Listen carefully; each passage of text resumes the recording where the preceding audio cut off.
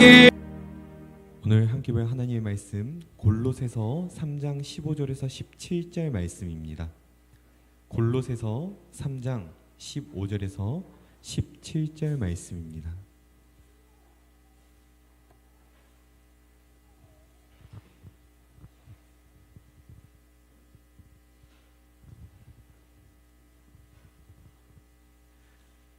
네, 우리 다 찾으신 줄 알고 같이 한 목소리로 합독하도록 하겠습니다.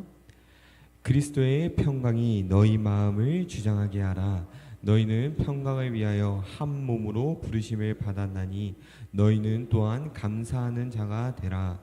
그리스도의 말씀이 너희 속에 풍성히 거하여 모든 지혜로 피차 가르치며 권면하고 시와 찬송과 신령한 노래를 부르며 감사하는 마음으로 하나님을 찬양하고 또 무엇을 하든지 말에나 일에나 다 주 예수의 이름으로 하고 그를 힘입어 하나님 아버지께 감사하라. 아멘. 네, 오늘 이렇게 또 오예배 나오신 모든 성도분들 환영합니다. 네, 오늘 특별히 추수감사주일이기도 하였는데요. 우리 옆에 있는 분들과 이렇게 인사하면 좋겠습니다. 사랑합니다. 감사합니다. 라고 인사했으면 좋겠습니다.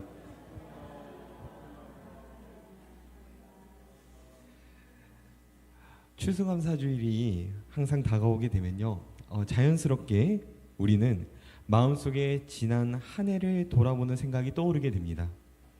올해 무엇이 잘 되었고 무엇이 부족했는지, 그리고 어떤 순간에 기쁨이 있었고 또 어떤 순간에 어려움이 있었는지를 되돌아보게 되는 것 같습니다. 풍성한 수확, 계획의 목표의 어떤 성취, 관계의 회복 등등 이런 것들을 떠올리며 감사의 마음이 올라옵니다. 그런데 이렇게 묵상을 하던 한 주 동안 감사한 것들을 참 많이 생각해 보게 되었었는데요. 제가 생각했던 것보다 많은 감사가 나오지 않았던 것 같습니다. 특별히 저에게 한 가지 질문을 그렇게 던져보게 되었는데요. 바로 내가 감사하는 이유가 진정이 하나님 때문인가, 아니면은 나에게 일어난 일들, 결과들 때문인 건가 라는 그런 생각을 하게 되었습니다. 많은 사람들이 흔히 감사의 기준을 결과에 두고 살아갑니다. 일이 잘 풀릴 때, 계획한 목표가 달성될 때, 관계가 회복되었을 때 우리는 감사의 마음을 느낍니다. 그러나 성경은 감사의 본질을 결과에서 찾지 않습니다. 감사는 무엇이 완벽하게 이루어졌느냐가 아니라 하나님과 내가 어떤 관계를 맺고 있는가에서부터 시작이 됩니다. 우리가 올해 어떤 열매를 거두었든 혹은 아직도 기도 제목이 그대로 남아있던지 하나님은 여전히 우리 삶을 붙잡고 계시며 그 기도 제목들과 그것들을 이루어가는 과정들 속에 있습니다. 오늘 본문을 통해서 우리가 배워야 할 것은 완성된 결과가 아니라 과정 속에서도 감사할 수 있는 삶입니다. 하나님께서 우리를 부르신 이유는 우리가 이미 완벽해지기 위해서가 아니라 과정 속에서 하나님을 바라보며 감사하고 평강 속에서 하나님 안에서 살아가게 하는 법을 배우시기 위함입니다. 오늘은 올해 완성된 열매보다 아직 이어가는 과정 속에서도 감사할 수 있는 마음, 즉 하나님이 우리의 삶에서 조용히 일하고 계시는 요리 중인 냄새를 느끼는 삶이라는 주제로 맞춰 함께 나아가고자 합니다. 오늘 본문 15절 말씀인데요. 그리스도의 평강이 너희 마음을 주장하게 하라. 너희는 평강을 위해 한 몸으로 부르심을 받았나니 너희는 또한 감사하는 자가 되라. 바울은 여기서 단순히 감사하라라고 명령하지 않습니다. 감사하는 자가 되라라고 말씀합니다. 단순히 한 번의 감정이나 순간적 표현이 아니라 감사하는 자로 살아가는 정체성과 방향을 제시하고 있습니다. 우리는 흔히 좋은 일이 있어야 감사한다고 생각합니다. 앞에서 말했었던 한 해 동안 감사한 것들을 보았었을 때 생각나는 것들이 나의 월급이 오르고 시험이 붙어야 되고 관계가 회복되어야 무언가가 이루어진 것들이 있어야 감사하겠다고 생각합니다. 그러나 성경의 감사는 조건이 아니라 방향이었습니다. 바울의 삶이 깊이 들여다보면요, 감사는 단순히 좋은 일이 있을 때 생겨나는 감정이 아니라 하나님에 대한 믿음에서 흘러나오는 영적 통찰력이 있었던 것을 발견하게 됩니다. 바울은 삶의 상황을 기준으로 감사의 이유를 찾지 않습니다. 오히려 상황이 아니라 하나님의 성품을 바라보았습니다. 하나님이 지금도 자신을 다듬고 계신다는 사실을 굳게 믿고 나아가고 있었다는 것이죠. 그렇기 때문에 바울은 감옥에서도 감사했고 매맞은 사실에서도 하나님을 찬양할 수 있었습니다. 그의 감사는 현실을 부정하려거나 억지로 긍정적으로 내가 모든 것에 감사해야지라는 것이 아니었습니다. 바울은 누구보다 고난을 현실적으로 직면한 사람이었지만 그 깊은 현실 속에서 하나님은 여전히 일하고 계심을 보았고 그렇기 때문에 그의 감사는 흔들리지 않았던 것입니다. 늘 상황의 결과를 보며 감사한 것이 아니라 결과 이전에 하나님을 바라보는 믿음 때문에 감사할 수 있었습니다. 그래서 그의 감사는 기다림의 시간에도 과정의 한가운데서도 멈추지 않았습니다. 바울에게 감사는요, 좋아지면 하겠다라는 미래형이 아니었습니다. 하나님이 지금도 일하시고 있다, 하나님이 지금도 일하시는 중이야라는 믿음에서 나오는 현재형의 고백이었습니다. 그의 감사는 환경의 산물이 아니라 하나님을 향한 믿음의 표현이었고 그렇기 때문에 미완성의 순간 속에서도 하나님께 계속 감사를 할 수 있었던 것입니다. 그래서 우리는 이 바울에게서 배울 수 있습니다. 감사는 결과가 완성되어야 생기는 것이 아니라 하나님을 신뢰하는 사람들이 과정 속에서도 고백할 수 있는 믿음이라는 것을 말이죠. 이렇게 감사가 쌓이면요, 어느 순간 일시적인 그것이 상태가 아니라 삶의 정체성으로 자리 잡게 됩니다. 이 감사가 일시적이지 않고 계속해서 삶의 정체성으로 잡힐 수 있는 이유를 바울은 그리스도의 평강이 너희 마음을 주장하게 하라라는 구절을 볼 수 있습니다. 여기서 주장하게 하라라는 단어는요, 경기에서 심판이 무언가를 결정을 내릴 때 쓰는 단어입니다. 우리 마음은 하루 종일 여러 가지 감정들이 경기장에서 뛰어다니는 것들과 같습니다. 불안, 비교, 짜증, 걱정, 각자 자기 주장을 하면서 내 삶 속에서 감정들이 충돌하고 모든 것들이 뛰어다니고 있습니다. 그럴 때 바울은 말합니다. 그 모든 판단은 하나님의 평강이 하게 하라고. 평강이 심판의 역할을 하면은 우리의 마음이 안정되고 불안한 상황 속에서도 하나님을 신뢰할 수 있다는 것입니다. 하루를 시작할 때 잠시 멈추고 심호흡하면서 하나님, 오늘 제 마음에 심판을 평강이 하게 해주세요 라고 고백하는 연습 또한 필요한 것입니다. 본문 16절에서는 이렇게 말합니다. 그리스도의 말씀이 너희 속에 풍성히 과하여 모든 지혜로 피차 가르치며 권면하고 시와 찬송과 신령한 노래로 부르며 감사하는 마음으로 하나님을 찬양하고. 여기서 바울이 강조하는 말씀의 풍성함이란 단순히 성경 지식을 많이 아는 것이 아닙니다. 우리 삶 전체를 채우고 뿌리 내리는 살아있는 말씀의 삶을 의미합니다. 말씀의 풍성함이 마음속에 자리 잡으면 우리는 자연스럽게 서로를 가르치고 권면할 수가 있습니다. 또한 마음속에 감사와 찬양이 넘치게 됩니다. 이 부분을 실제로 바울은 수많은 고난과 박해 속에서도 항상 감사하는 삶을 선택했던 것을 보면은 그는 감옥에서조차 범사에 감사하라라는 하나님의 뜻을 자기 몸으로 체험하면서 동료들에게 권면하고 교회를 세워나갔습니다. 바울의 감사는 단순히 감정이 아니라 하나님을 향한 신뢰와 헌신에서 비롯된 무조건적인 감사였습니다. 바울이 경험한 어려움은 상상을 초월합니다. 매를 맞고 감옥에 갇혔으며 위험한 항해를 하고 또 옆에 있는 사람들은 오해를 하고 배신을 하기도 하였습니다. 그럼에도 그는 감옥에서조차 편지를 쓰면서 교회의 말씀을 전하고 찬양하며 감사하였습니다. 그는 상황이 자신의 기대에 맞지 않아도 하나님이 여전히 자신의 삶에서 역사하시고 일하시고 계시는 그 사실을 믿고 감사했습니다. 이를 통해서 바울은 감사가 결과나 상황에 달려있는 것이 아니라 하나님과의 관계와 하나님을 향한 그 믿음 속에서 선택할 수 있는 삶의 방식임을 보여주었습니다. 실제로 바울이 우리에게 감사로 강조하는 것은 상황이 아무리 힘들어도 하나님을 바라보며 감사할 때 우리 삶에 평강과 능력이 흘러나온다는 것입니다. 우리가 직장에서, 가정에서 혹은 교회 안에서 어려움을 만날 때 바울처럼 먼저 하나님을 바라보고 감사하는 마음을 선택한다면 감사는 단순히 감정이 아니라 삶을 바꿀 수 있는 힘으로 작용할 수 있다는 겁니다. 실제로 바울은 감옥이라는 극한의 현실 속에서도 찬양과 기도로 자신의 마음을 하나님께 끝까지 맞췄습니다. 그의 환경은 어둡고 숨막히는 감옥이었지만 그의 영혼은 오히려 하나님을 향해 더 선명하게 열려 있었습니다. 찬양은 바울에게 상황을 잊기 위한 도피가 아니라 하나님이 여전히 주권 가운데 계시다는 진리를 붙드는 삶의 고백이었습니다.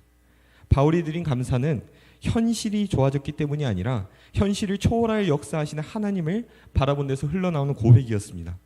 그래서 그가 쇠사슬에 묶여 있었음에도 그의 영혼은 묶여있지 않았었고 갇혀있는 상황 속에서도 그의 감사는 갇혀지지 않았습니다. 우리가 바울의 모습을 통해 보는 것은 이것입니다. 감사와 찬양은 고난의 순간에도 하나님께 마음을, 방향을 다시 돌리게 하는 영적 호흡이라는 사실입니다. 감사가 문제를 없애주지는 않습니다.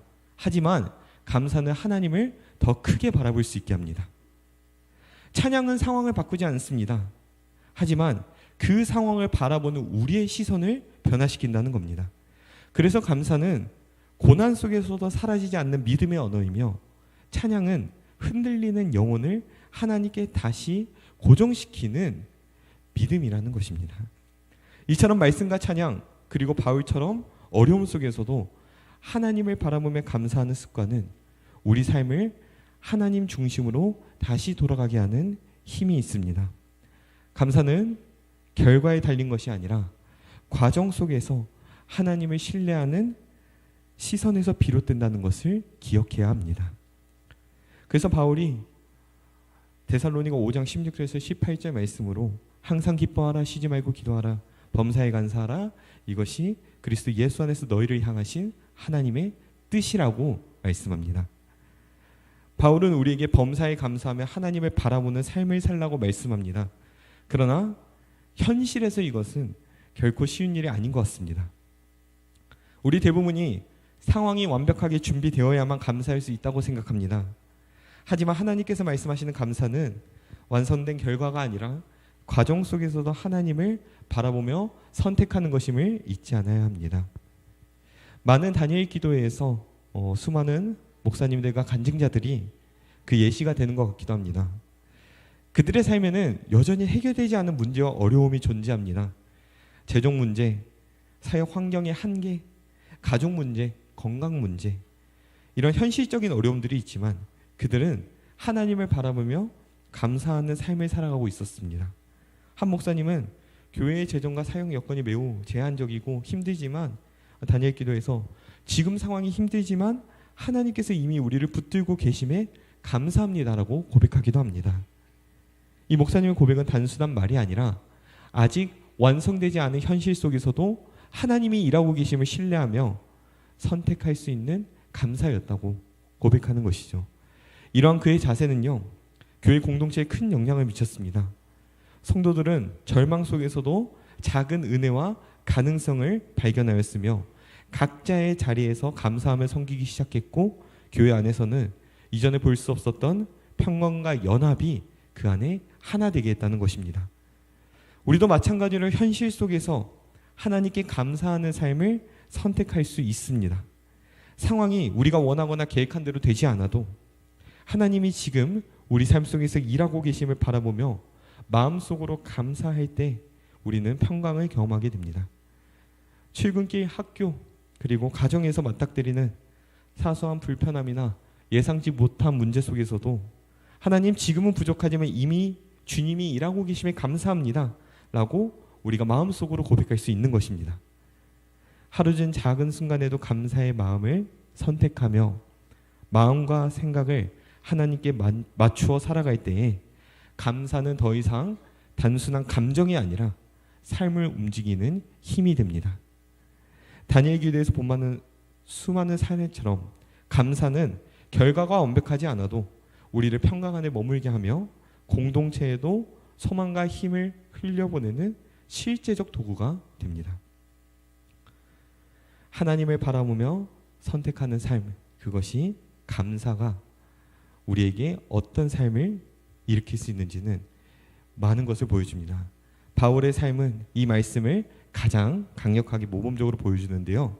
그는 고통 속에 쓰러질 법도 했지만 주어진 환경과 현실 속에서 하나님을 끝까지 신뢰하며 감사하는 마음을 포기하지 않았습니다.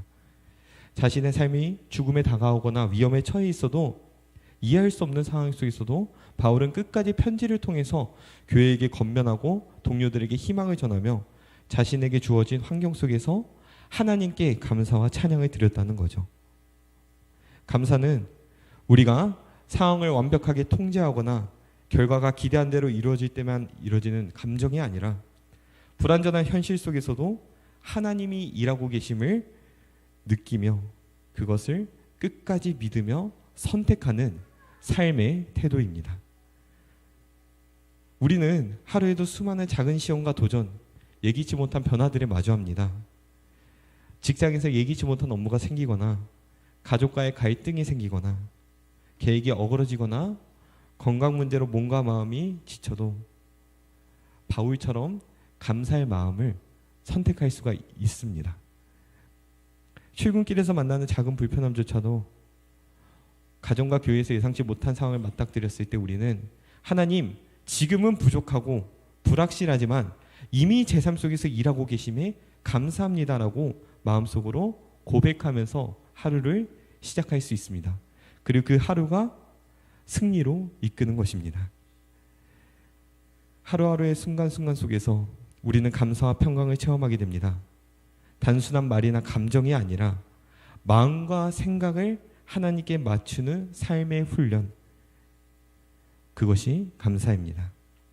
바울이 감옥에서 편지를 쓰고 찬양하며 교회를 세웠듯 우리도 매 순간 감사와 찬양을 선택함으로써 현실 속에서 하나님을 경험하게 되고 작은 순간에도 평강이 흐르는 삶을 살게 됩니다. 그리고 그것이 이 땅에 하나님의 나라를 가져오는 줄로 믿습니다. 더 나아가 바울의 감사는 개인에게만 머무른 것이 아니었습니다. 그가 선택한 감사와 찬양은요, 주변 사람들에게까지 영향을 미칩니다. 우리가 감사의 마음을 선택한다면 그 마음은 옆에 있는 사람들에게 자연스럽게 흘러가게 됩니다. 직장 동료, 가족, 친구 등 교회 공동체 속으로 자연스럽게 흘러가서 주변 사람들에게도 평강과 소망을 전하게 됩니다. 감사는 개인의 감정을 넘어서서 공동체를 변화시키는 힘이 있습니다.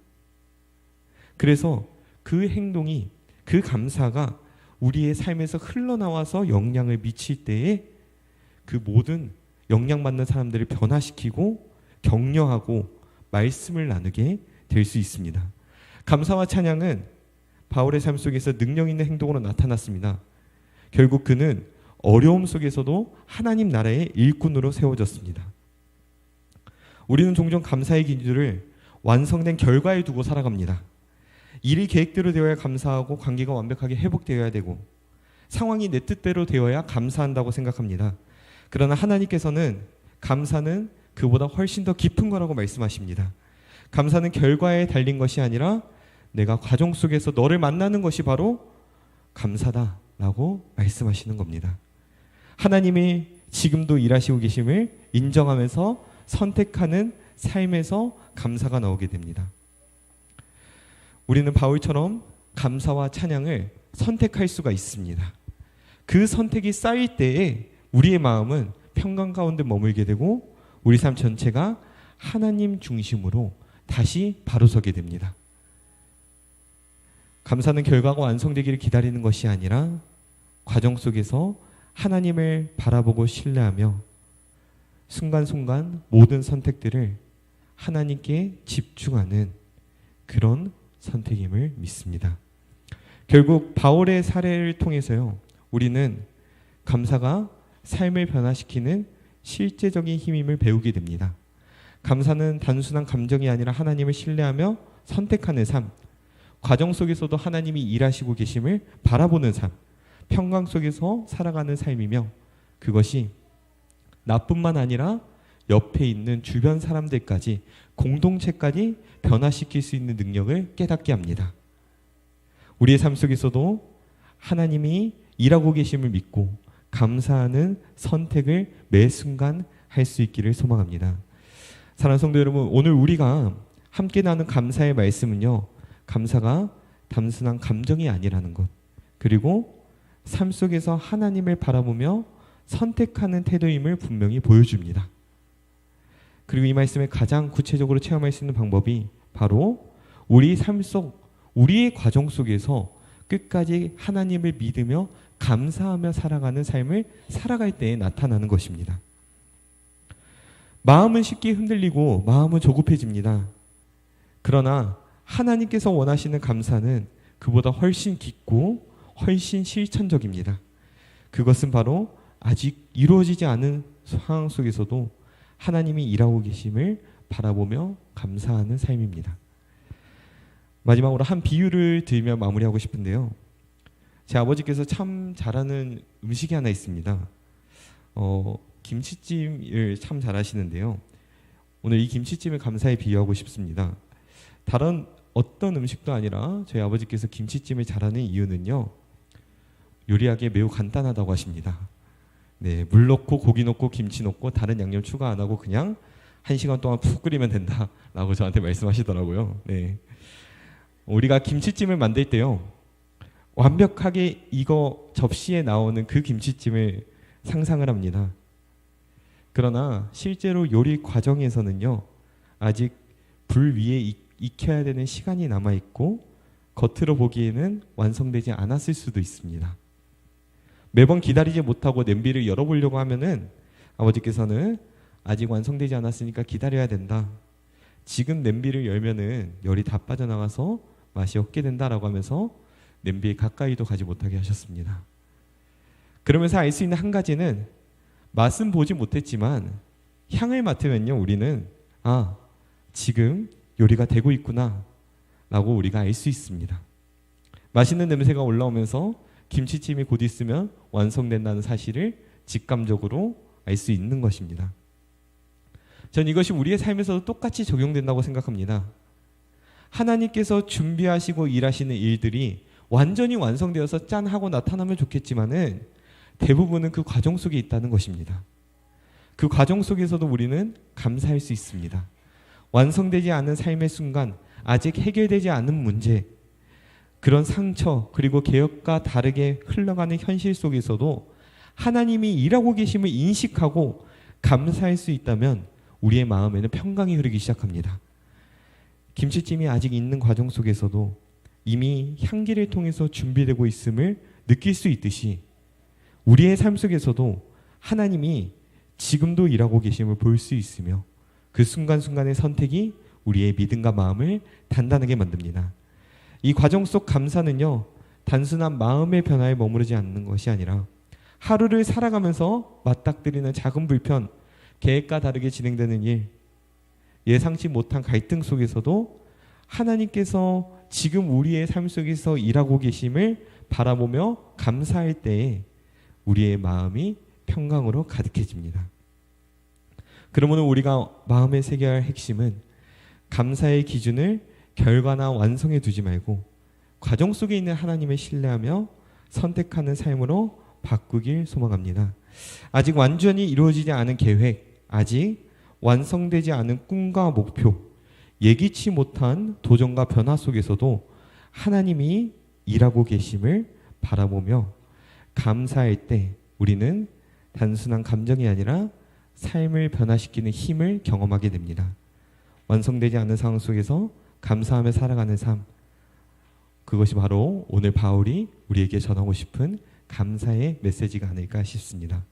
말씀을 마무리하겠습니다. 사랑하는 성도 여러분, 오늘 우리가 함께 나눈 골로새서 3장 15절에서 17절, 이 말씀은요, 단순히 감사하라라는 지침을 넘어서 우리의 삶 전체를 하나님께 맞추라라는 삶의 원리를 보여주고 있습니다. 감사는 상황이나 결과에 달린 감정이 아니라 불완전한 현실 속에서도 하나님을 바라보고 선택하는 삶이라는 것입니다. 바울의 삶을 통해서 우리는 감사가 선택할 수 있는 것임을 배웠습니다. 바울은 감옥 속에서도 고난과 배신 속에서도 감사와 찬양을 포기하지 않았습니다. 그는 상황이 불완전하고 기대와 다르게 흘러갈 때에도 하나님이 끝까지 일하고 계신다는 것을 믿고 삶의 모든 순간을 하나님께 맞췄습니다. 그 선택이 그의 마음을 평강으로 채웠고 동시에 주변 공동체를 바꾸고 세우는 힘이 되었습니다. 감사의 기준이 완성된 결과 계획대로 이루어진 일, 내가 기대한 모습이 나에게 감사로 나타납니다. 그러나 하나님께서 우리에게 말씀하시는 감사는요, 그보다 훨씬 깊고 훨씬 넓습니다. 가정 속에서 하나님이 일하시고 계심을 바라보는 것, 그리고 우리의 삶 속에서 아직 해결되지 않은 문제, 계획과 다르게 흘러가는 일, 완성되지 않은 꿈과 목표가 있을지라도 하나님께서 그 과정을 통해서 우리를 단단히 세우시고 믿음을 훈련시키며 마음과 공동체를 풍성하게 만드신다는 것입니다. 우리가 그 사실을 믿고 감사의 선택을 할 때 우리는 삶을 움직이는 그 힘을 경험하게 됩니다. 앞에서 말했던 김치찜 비유를 다시 떠올려 본다면요, 김치찜이 아직 익고 있는 과정 속에서도 향기를 맡으면서 지금 요리가 되고 있구나 라고 알 수 있듯이 우리는 삶 속에서도 지금도 일하고 계심을 보고 느낄 수가 있습니다. 완성된 결과만을 기다리면서 조급해질 필요가 없다는 것입니다. 과정 속에서도 감사하고 과정 속에서도 하나님을 바라보고 과정 속에서도 찬양하며 나아가는 것, 그것이 오늘 하나님께서 우리에게 말씀하시고자 하는 참된 감사입니다. 특별히 하나님께서 우리 명신교회에게도 또 일하시고 계시고 보여주시고 있는 향기들을 기억해야 합니다. 아직 눈으로 드러나고 완전히 보이지는 않더라도 끝까지 기도하며 씨 뿌리는 일을 감당한다면 하나님께서는 일하신다는 사실을 잊지 않으시길 소망합니다. 치유가 일어나며 회복하는 역사, 관계가 하나가 되며 그리고 또 교회가 옛 습관이 아닌 새로운 방향과 새로운 언어의 돌파, 새로운 영적 돌파들이 일어나고 있습니다. 다만 엄청난 반전은 아니더라도 우리는 하나하나 천천히 일어나고 있는 향기를 우리가 맡고 있는 것을 경험할 수 있습니다. 그리고 이 과정 속 감사는 단순히 개인적인 신앙의 돌파를 넘어서 우리 주변의 사람들에게도, 지체들에게도, 그리고 공동체에게 소망과 힘을 건넵니다. 우리가 감사와 찬양을 선택하며 살아갈 때에 우리의 삶에 있는 모든 부분들이 평강과 격려가 흘러가며 다른 사람들도 하나님을 바라보고 감사하게 변화시키며 영향을 끼치는 감사가 됩니다. 사랑하는 성도 여러분, 결과나 완성에만 기대어 감사하지 않고 완성되지 않은 현실 속에서도 하나님을 바라보고 감사하며 살아가는 삶을 선택하시길 소망합니다. 과정 속 감사, 그 선택이 우리 마음을 평강으로 채우고 공동체를 격려하며 우리의 신앙을 단단하게 세웁니다. 매 순간 하나님이 일하고 계심을 바라보고 그분께 감사하며 그 과정 속에서 찬양하며 살아가는 삶을 살아가길 소망합니다. 우리의 삶이 아직 완성되지 않았고 계획대로 되지 않더라도 하나님이 지금도 일하고 계심을 믿고 감사하며 그 과정 속에서 주님만 바라보는 삶을 선택하시길 소망합니다. 완성되지 않은 삶 속에서 하나님을 바라보며 감사하고 찬양하며 살아갈 때에 우리의 마음과 공동체가 변화되며 풍성하게 채워질 것입니다. 앞으로 매일의 삶 속에서 가정 속 감사의 은혜를 체험하는 우리 모든 명신교회 성도 여러분들 되시기를 소망합니다. 우리 함께 이 시간 찬양하며 나아가면 좋겠는데요. 특별히 감사가 다른 어떤 것이 아니라 과정 속에서 하나님을 바라보는 것임을, 정말 하나님께 시선을 끝까지 집중시킬 때에 내게 감사의 고백이 흘러나올 수 있음을, 우리 함께 하나님의 사랑을 찬양하며 나아가도록 하겠습니다.